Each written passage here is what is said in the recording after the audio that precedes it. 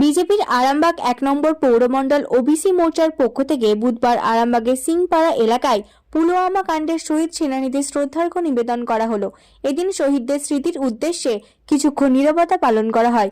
এখানে উপস্থিত ছিলেন আরামবাগ সাংগঠনিক জেলা যুব মোর্চা সভাপতি উপাসক দে, আরামবাগ পৌরসভার কাউন্সিলর বিশ্বজিৎ ঘোষ ছাড়াও অন্যান্য বিজেপি কার্যকর্তাগণ।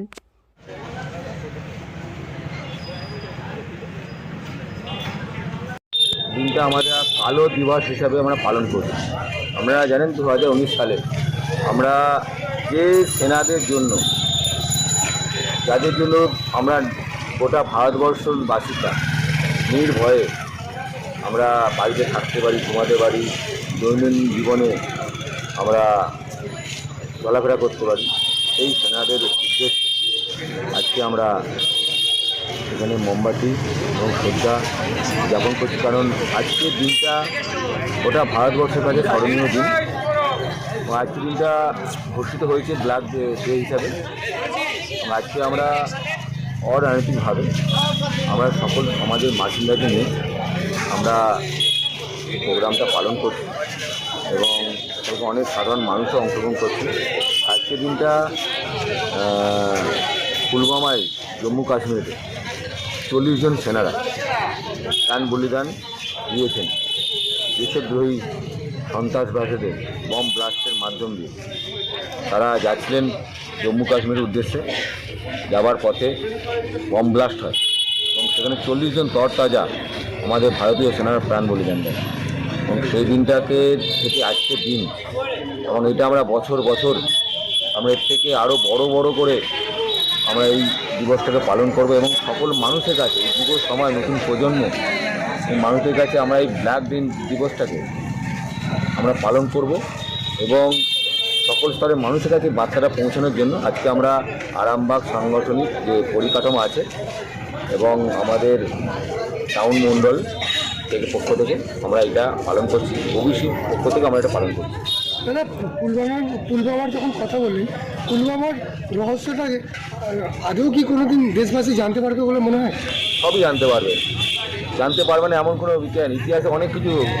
আজাদিন বাহিনীর যে ভারত সরকার ছিল, এটা আমরা জানতাম না। প্রমাণ পেয়েছি।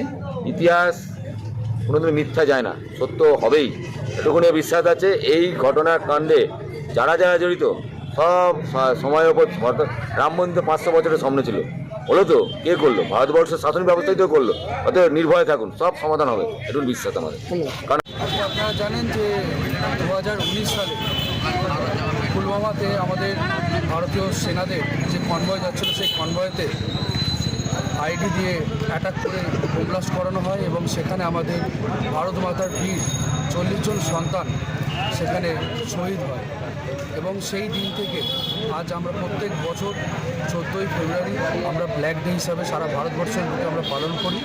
এবং আজ আরামবাগ পৌরমণ্ডলের পক্ষ থেকে এখানে শহীদদের উদ্দেশ্যে সম্মান জ্ঞাপন করা হয়েছে এবং শোক পালন 1 মিনিট নীরবতা পালন করে মোমবাতি জ্বালিয়ে এবং পুষ্প দিয়ে তাদের শ্রদ্ধা জানানো হলো। আজকে আমাদের এইটুকুই কর্মসূচি ছিল।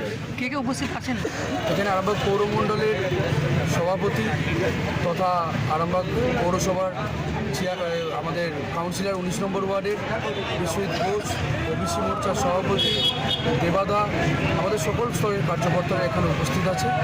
সকলের সাথে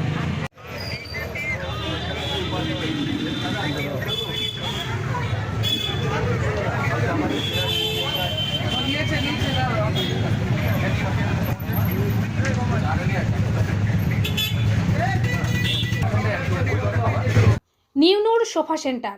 এখানে সমস্ত রকম সোফা পাইকারি ও রিটেলে বিক্রয় করা হয়।